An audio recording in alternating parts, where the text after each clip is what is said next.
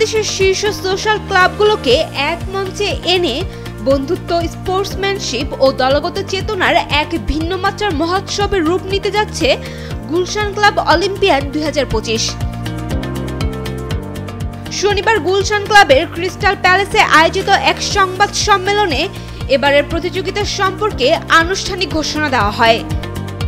2019 সালে শুরু হওয়া এই ক্রীড়া উৎসব আজ দেশের অন্যতম বৃহৎ আন্তঃক্লাব প্রতিযোগিতায় পরিণত হয়েছে। এবারের আসরে অংশ নেবে 22টি শীর্ষ ক্লাব, 24টি দল এবং 1200-এরও বেশি অ্যাথলেট, যারা 18টি খেলাধুলাতে 34টি ক্যাটাগরিতে প্রতিদ্বন্দ্বিতা করবে। অলিম্পিয়াড কমিটির চেয়ারম্যান তারেক রহমান বলেন, সামাজিক ক্লাবগুলোর বন্ধন, সৌহার্দ্য ও ক্রীড়া উৎকর্ষতার প্রতীক হয়ে উঠেছে গুলশান ক্লাব অলিম্পিয়াড। তিনি আয়োজক কমিটি, প্রেসিডেন্ট ও সহযোগী প্রতিষ্ঠানগুলোর প্রতি কৃতজ্ঞতা জানিয়ে খেলাধুলার মূল্যবোধ, দলগত কাজ ও ঐক্যের চেতনাকে আরও শক্তিশালী করার আশাবাদ ব্যক্ত করেন।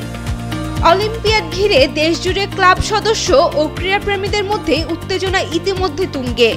দেশের খেলাধুলার উন্নতির লক্ষ্যে আয়োজিত এই অলিম্পিকে চোখ থাকবে সারা দেশের ক্রীড়াপ্রেমীদের।